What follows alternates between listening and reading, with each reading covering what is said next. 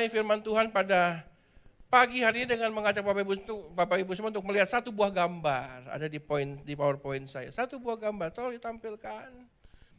Bapak Ibu, waktu engkau melihat foto yang kiri, maka kita akan melihat kejam ya. Induk lagi mengunyah anaknya. Betul nggak? Kenapa bisa begitu? Karena sudut pandangmu salah.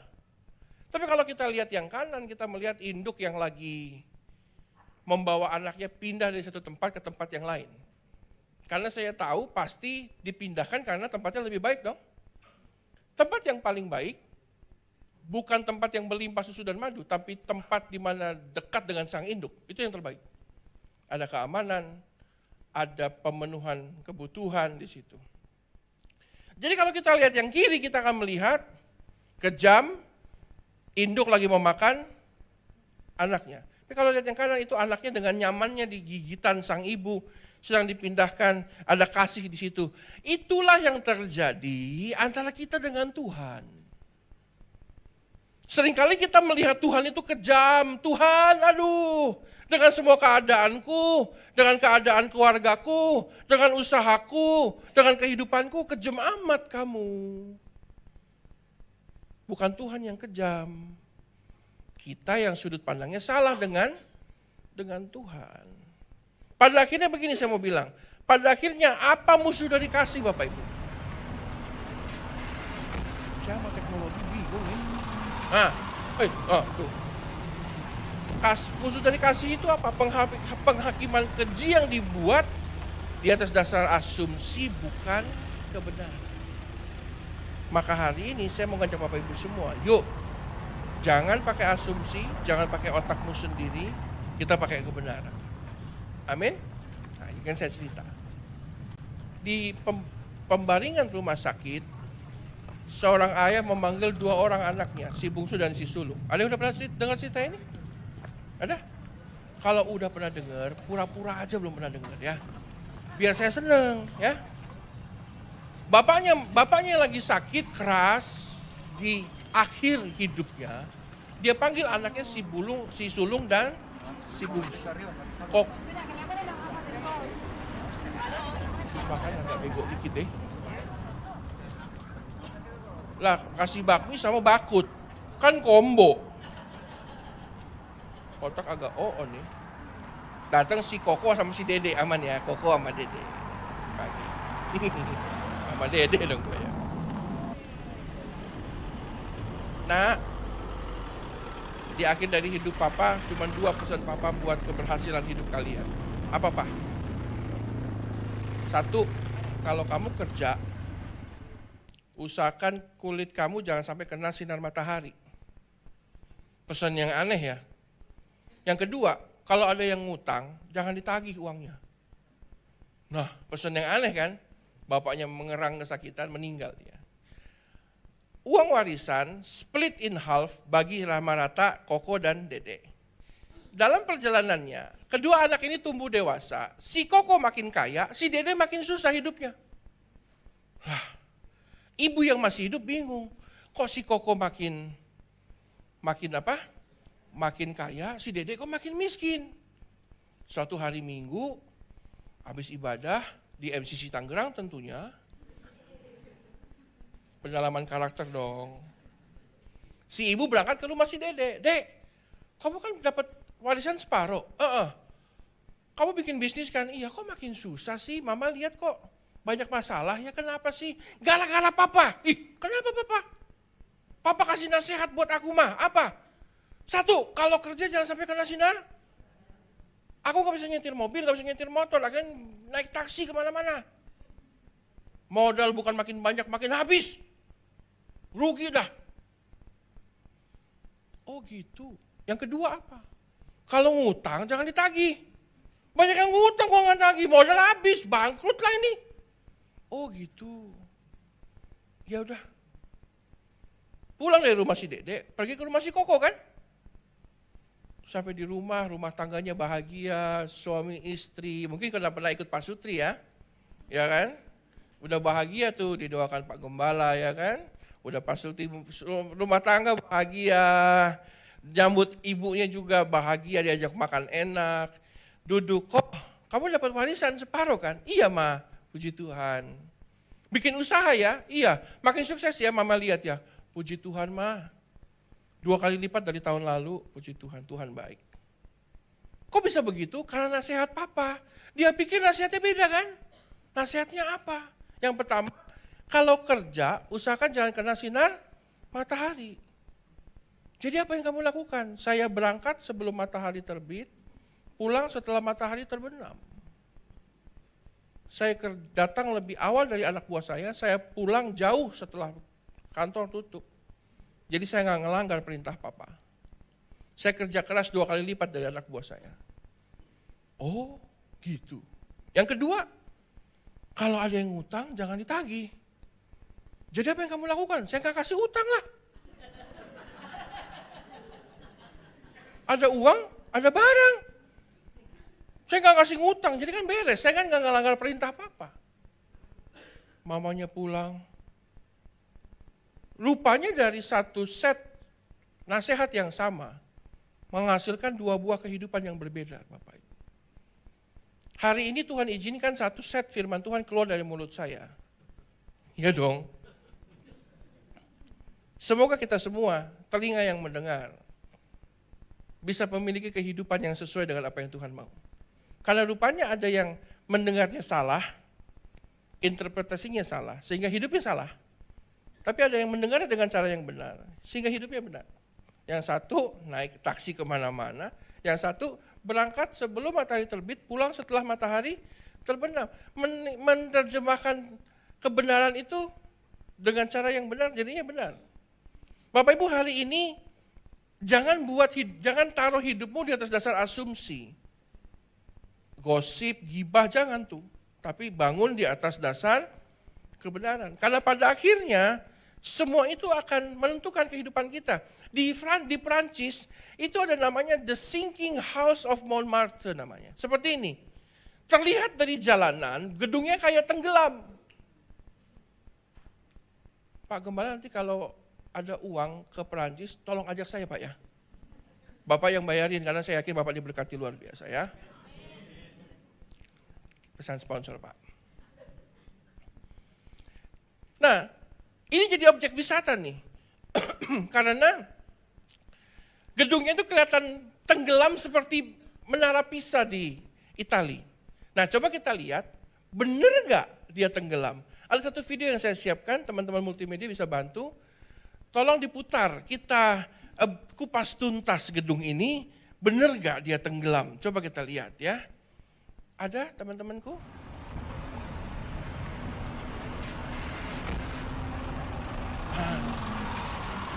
The weird looking sinking house. Coba kita lihat. Masih tenggelam ya, miring ya.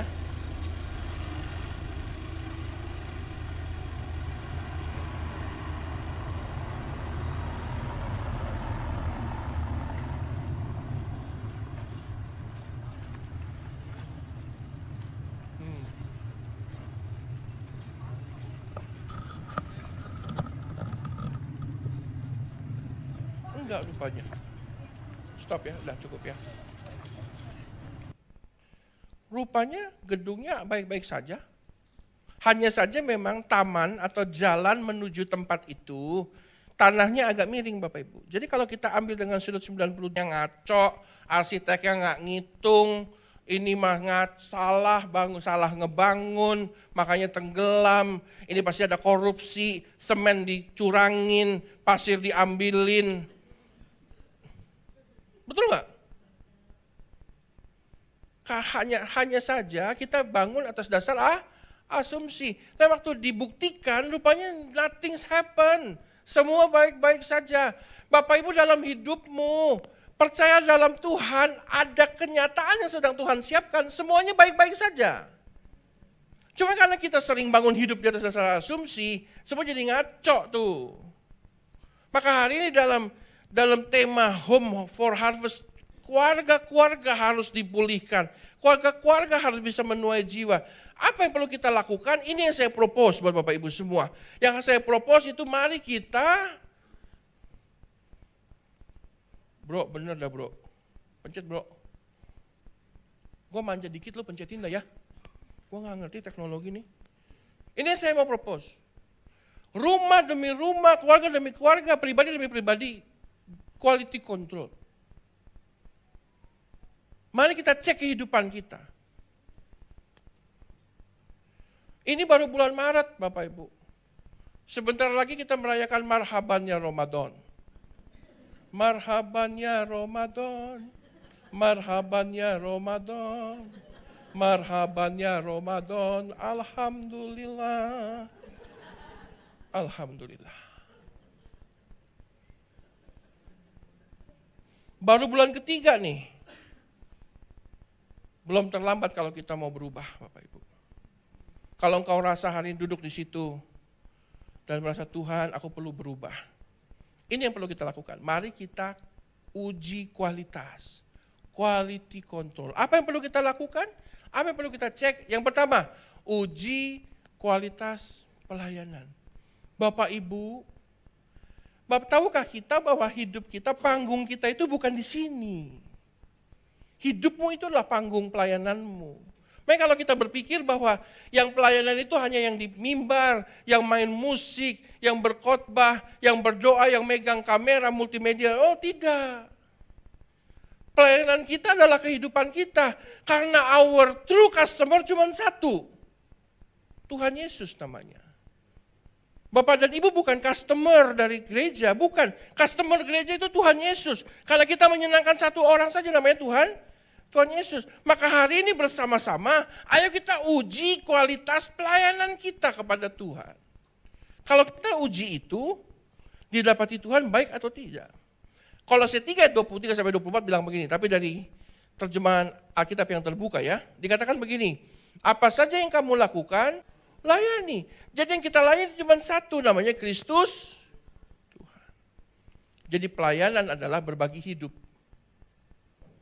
Pertanyaan saya hari ini, sudah kamu uji belum kehidupanmu? Jadi kalau judulnya saya rubah nomor 1, uji kualitas kehidupanmu. Seperti apa hidup kita di hadapan Tuhan? Service apa yang kita berikan kepada Tuhan? The best atau tidak? Makanya jangan pangkas kualitas, Bapak Ibu. Jangan pangkas kualitas hidup kita dengan resiko apapun. Loh, dunia itu menawarkan kita untuk cut quality loh, selalu potong kualitas, yang penting bagus, yang penting murah. No, jangan. Ayo pastikan bahwa hidup kita itu kualitasnya yang terbaik. Suatu hari pangeran, anak dari Raja Louis ke-15, dalam sebuah kemelut perang, anaknya tertangkap, pangeran, putra mahkota tertangkap oleh musuh, lalu dibawa ke negaranya.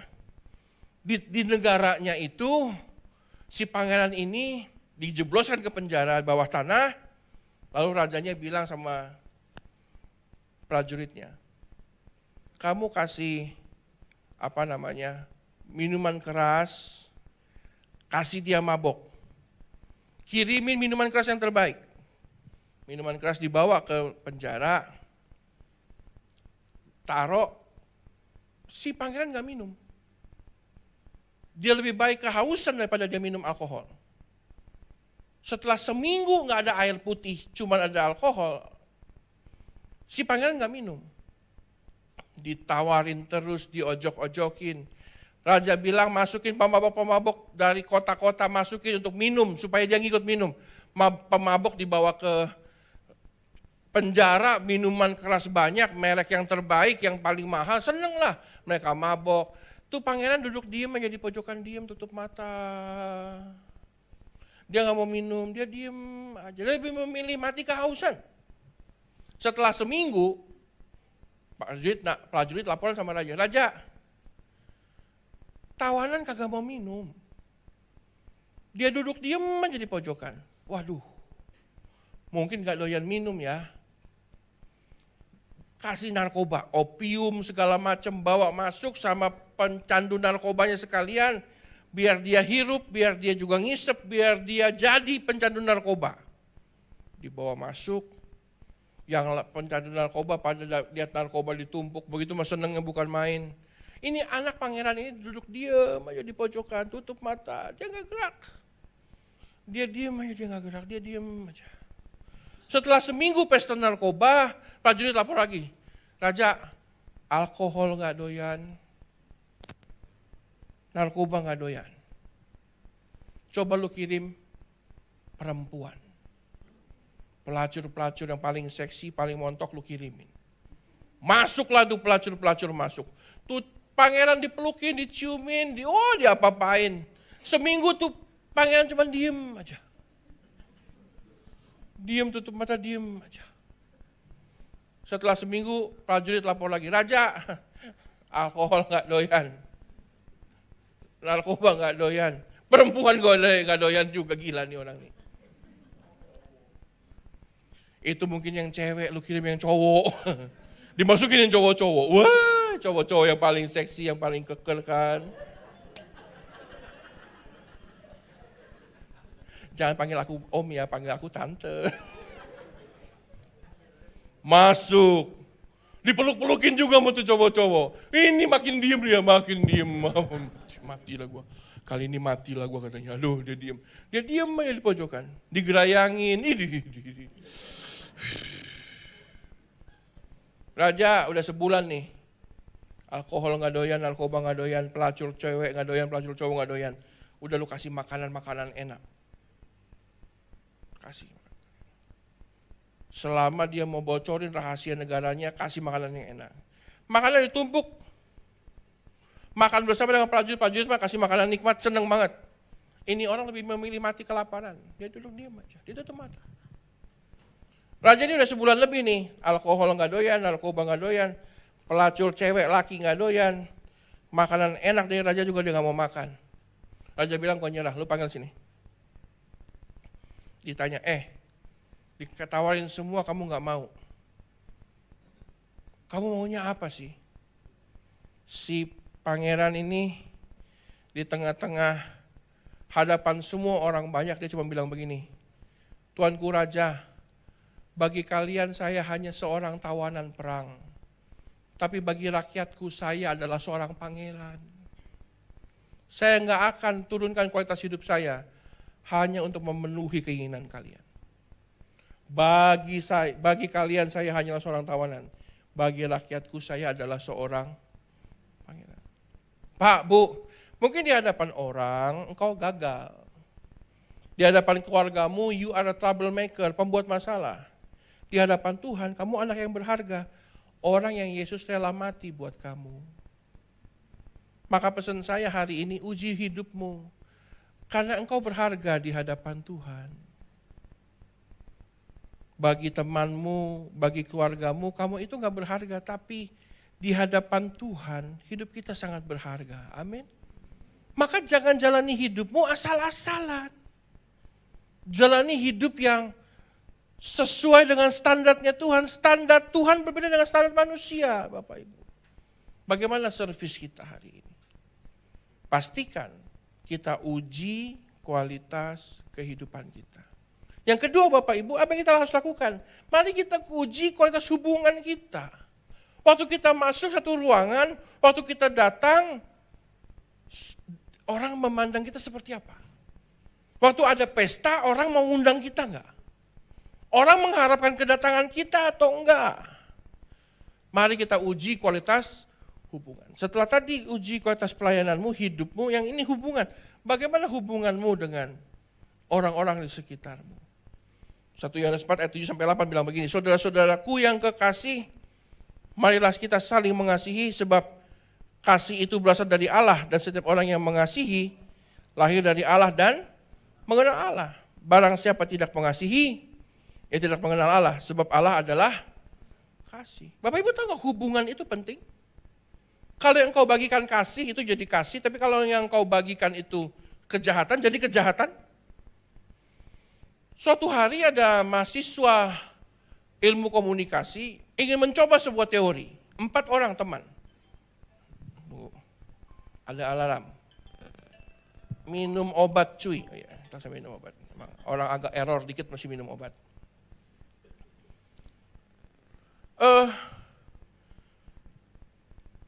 Yang mau diuji satu orang namanya Jono, Bapak Ibu. Ada yang namanya Jono sini?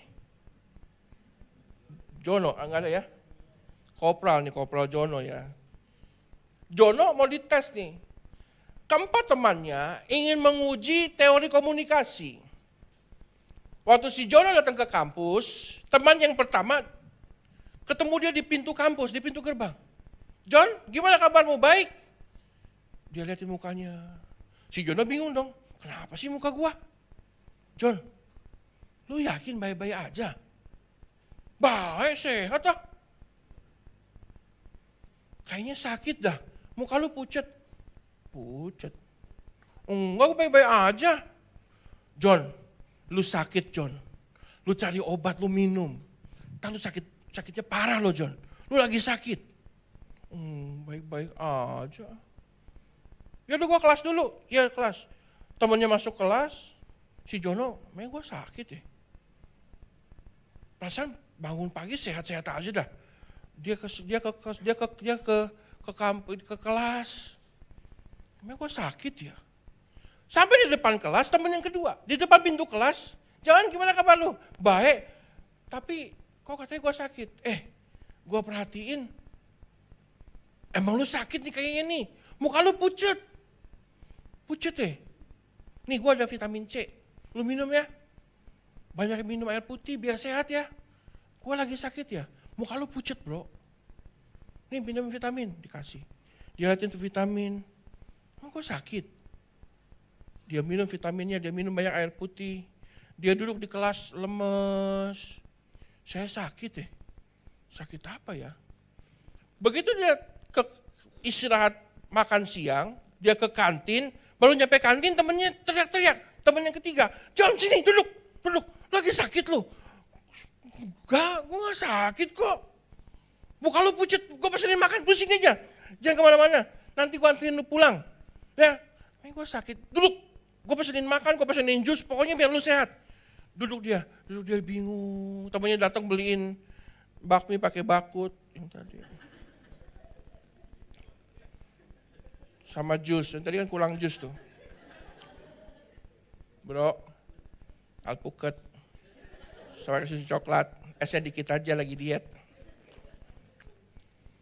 Bagaimana tadi tuh? Oh ya, dipesenin makan, dia makan. Pelan-pelan bro, pulang langsung rumah sakit ya.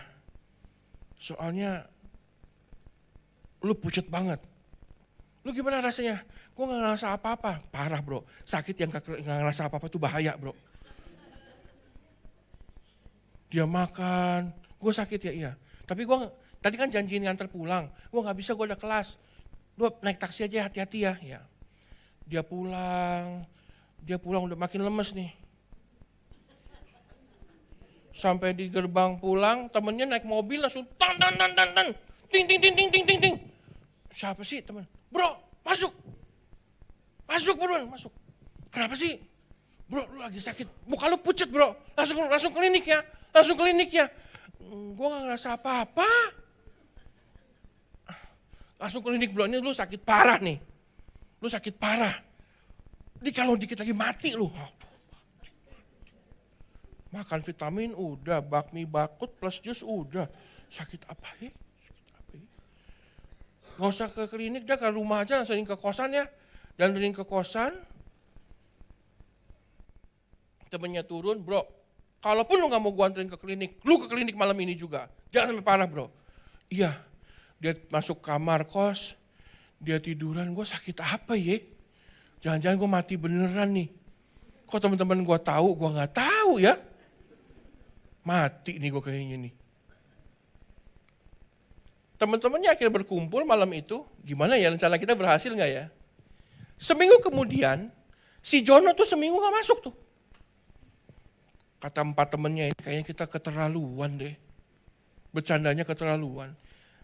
1 minggu kemudian Jono gak masuk, minggu yang ketiga si Jono masuk. Dipanggil, bro kita berempat mau minta maaf. Supaya kita bercandain lu gak sakit.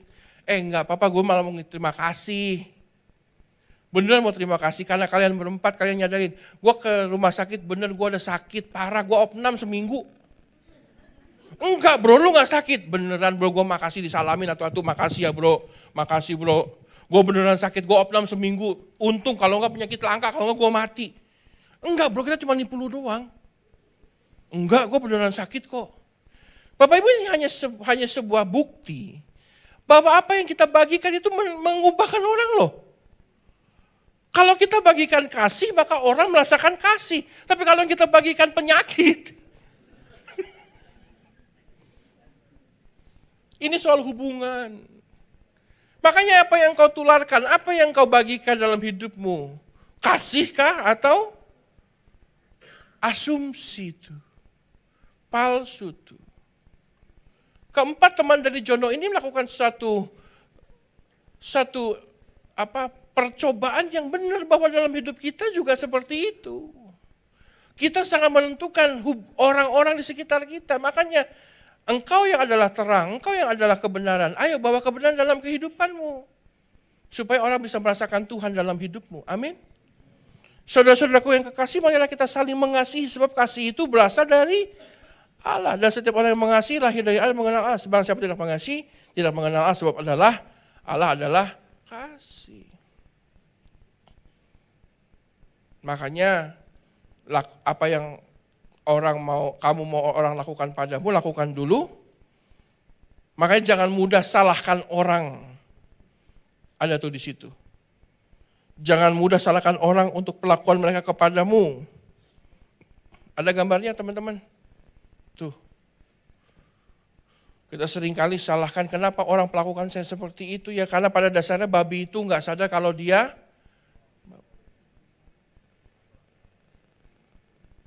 kalau ada orang bau datang, apa yang kita lakukan Bapak Ibu? Nggak mau dekat-dekat, betul nggak? Babi nggak sadar, jadi di suatu hari babi datengin sapi sama ayam. Sapi sama ayam nggak mau deketin. Kalau nggak mau deketin gua, lu bau. Si babi nggak sadar dia bau. Kita juga seringkali kita nggak sadar Bapak Ibu kalau hidup kita itu sangat mengganggu orang lain. Hidup kita nggak seperti apa yang kita harapkan. Matius 7 ayat 12 firman Tuhan berkata, segala sesuatu yang kamu kehendaki supaya orang perbuat kepadamu, perbuatlah demikian juga kepada mereka, sebab itulah isi seluruh hukum Taurat dan kitab para nabi. Mari keluarga demi keluarga, pribadi demi pribadi, hari ini uji kualitas hubunganmu. Seperti apa kamu di hadapan teman-temanmu? Sudahkah engkau mencerminkan kemuliaan Allah? Belum. Kalau kita mau dihargai, kita juga terlebih dahulu harus menghargai orang lain. Yang ketiga, cek. Nah ini yang paling penting. 2025, semua orang harus uji kualitas mental dan semangat.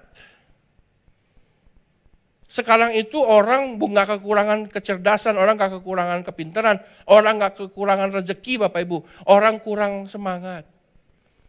Orang kurang, mentalnya kurang sehat. Makanya kita perlu uji kualitas mental dan semangat. Betapa banyak orang yang sekarang ini gampang bunuh diri, kenapa? Bukan karena uang, bukan karena mereka kurang diberkati, bukan karena mereka kurang pintar, mereka kurang semangat. Ada perempuan S2 kedokteran di Bali bunuh diri terjun. Pap. Kurang pintar? Enggak, S2 kedokteran. Kurang duit. Kuliah kedokteran tuh butuh duit banyak, dia banyak duitnya. Mental dan semangatnya kurang. Makanya hari ini jemaat MCC ayo pastikan bahwa mental dan kualitas mental dan semangatmu itu tetap dalam Tuhan. Amin. Karena sekarang itu usaha gampang hancur bukan karena kurang modal, bukan karena kurang koneksi, kurang semangat aja. Begitu ada masalah gampang hancur. Filipi 4 ayat 6-7 bilang apa? Janganlah hendaknya kamu khawatir tentang apapun juga, tetapi nyatakanlah dalam segala hal keinginanmu kepada Allah dalam doa dan permohonan dengan ucapan, ini yang terakhir ya, damai sejahtera Allah yang melampaui segala akal akan memelihara hati dan pikiranmu dalam Kristus Yesus. Izinkan damai sejahtera itu memelihara hati dan pikiranmu. Makanya hidup kita itu harus dirawat oleh pribadi yang tepat. Datang sama Tuhan, izinkan hidupmu dirawat olehnya Bapak Ibu. Supaya sudut pandangnya benar, gizinya benar, kehidupanmu juga langkahnya benar. Jangan datang sama motivator, jangan datang sama apa. Datang sama Tuhan. Tuhan gak cuma kasih motivasi, Tuhan kasih pemahaman yang benar Bapak Ibu. Pastikan bahwa hidup kita itu dalam anugerah, dalam kasihnya Tuhan. Nah yang sudah pernah merasakan kasih dan kebaikan Tuhan, tidak akan pernah membiarkan hidupnya biasa apalagi dikalahkan. Suatu hari seorang mandor bangunan, setelah 40 tahun kerja sama satu bos kontraktor, dia udah capek, umurnya juga udah tua, datang sama bosnya, bos, aku udah capek, 40 tahun kerja sama kamu, saya mau berhenti, tabungan udah cukup, di kampung, istri udah punya toko kelontong kecil, saya udah punya sawah, saya mau istirahat, saya mau tinggal hidup tenang, jadi orang tua. Kata bosnya, jangan dong, kamu kan pegawai saya yang paling bisa saya percaya, jangan dong. Saya butuh kamu, gak bisa Pak, saya udah capek 40 tahun. Kalau gitu boleh gak kamu kerjain satu proyek terakhir setelah itu kamu boleh berhenti deh. Oke? Proyek terakhir ya bos? Ya. Dibawa dia naik mobil, satu tanah 700 meter. Si bosnya bilang, ini tanah 700 meter, hook. Perumahan mewah, dia bilang sama anak buahnya ini, mandor ini, unlimited fund, duit tak terbatas, bangunin rumah buat saya, rumah 4 lantai, dengan kualitas terbaik, semen apa semua yang terbaik, bangunan yang terbaik, desain yang terbagus, furniture yang terbaik, jangan IKEA nih, yang terbaik. Lu bawa ke Da Vinci. Wih, Da Vinci bro. Ngomongnya aja salah tuh gue takutnya Da Vinci. Furniture yang terbaik, keran yang paling mahal, tempat mandi yang terbaik. Pokoknya saya minta rumah yang terbaik, isinya juga yang terbaik, unlimited fund. Bikinin sama saya, waktunya terserah kamu, selesai, rumah itu jadi, serah terima dengan saya, kamu bisa berhenti bekerja. Oke bos. Dia bangun, tapi karena udah gak ada semangat, dia pengen berhenti kerja, udah capek 40 tahun. Dia kumpulin anak buahnya, kita bangun secepat mungkin, bangunan 4 lantai, teman-teman gue udah capek, gue pengen cepat selesai, udahlah bangun cepet-cepetan, bangun, oke. Marmer yang terbaik, oke, tapi lu bangun cepet-cepetan aja, kumpulin semua bahan-bahan, duit gak terbatas, oke kita bangun cepet, 3 bulan jadi ya, 3 bulan jadi. 3 bulan jadi, pasang marmer bagus, tapi juga natnya kurang pas dikit, di natnya juga asal-asalan, gedungnya bagus, beli furniture juga yang biasa-biasa aja, keran agak bocor dikit, yang penting udah kepasang, ya udahlah 4 lantai, udah bagus, gedungnya bagus, lampunya juga bagus, tapi bukan yang terbaik. Dia bangun dengan cepat, 3 bulan kurang udah jadi, anak buah banyak, setelah 3 bulan jadi, ditelepon bosnya, bos rumah udah jadi, cepet banget, cepet dong, kerja siang malam. Datang bosnya, dia lihat, bagus ya, itu ada bocor dikit, kamu tolong kencengin ya, bagus, rumah bagus ya, 4 lantai. Ini kamu yakin yang terbaik bos. Oke, ini bos kunci, saya udah selesai kerjakan tugas terakhir, kalau boleh saya berhenti kerja ya. Oke, dipegang kuncinya sama si bos nih. Ini saya balikin lagi, rumah ini hadiah buat kamu. Dia pegang kunci. Ini rumah buat saya bos. Iya. Kemarin bangun dana gak terbatas ya bos ya. Iya. Yang bahan terbaik bos ya. Udah kan? Udah bos. Dia pegang, lihat tuh kunci. Bosnya salamin dia, pelukin dia, makasih ya. Pesangon kamu udah saya transfer, makasih untuk 40 tahun lebih. Rumah ini hadiah terakhir buat saya, salam buat istri kamu di kampung. Anak buahnya pulang, bosnya pulang, dia di depan rumah yang dia bangun asal-asalan, nat marmer nggak pas, keran agak bocor dikit, disuruh beli di Da Vinci, dibeli di IKEA. Dia nangis. Kenapa gue bikin asal-asalan? Kalau tahu ini rumah buat gue pakai yang paling mahal, keran dari emas, marmer dari Israel, TU itu lampu dari Itali. Aduh. Dia hanya bisa meratapi semua kesedihan karena dia hidup dan bangun asal-asalan. Teman-teman, hari-hari ini ayo setiap hari berikan Tuhan semangatmu 100%. Karena dia mati buat kamu juga 100% loh. Tuhan itu gak main-main waktu mati buat kita. Dia mau juga kita berikan yang terbaik. Saya tahu dunia gak makin mudah. Makanya tulisan bilang begini, teman-teman tolong ya, slide terakhir ya. The world is not getting easier. You need to be stronger. Dunia itu gak makin mudah, kita yang harus makin kuat. Setiap hari keluar rumah, bekerja, berikan 100% semangat. Karena Tuhan juga pasti akan memberkati hidup kita.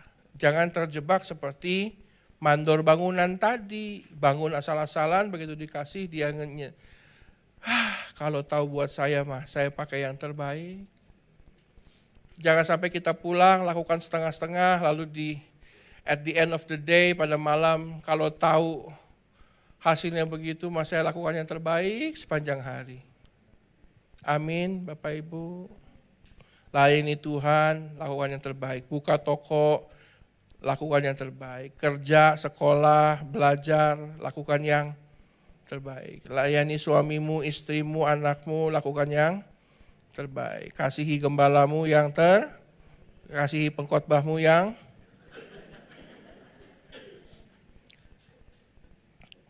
Tuhan baik buat kita, amin. Mari kita setiap hari uji kualitas kehidupan kita. Karena Tuhan sudah lakukan yang terbaik, semoga keluarga demi keluarga sini diberkati Tuhan dengan luar biasa. Sampai jumpa di akhir 2025, saya mau dengar Tuhan bekerja yang terbaik buat kita semua, amin.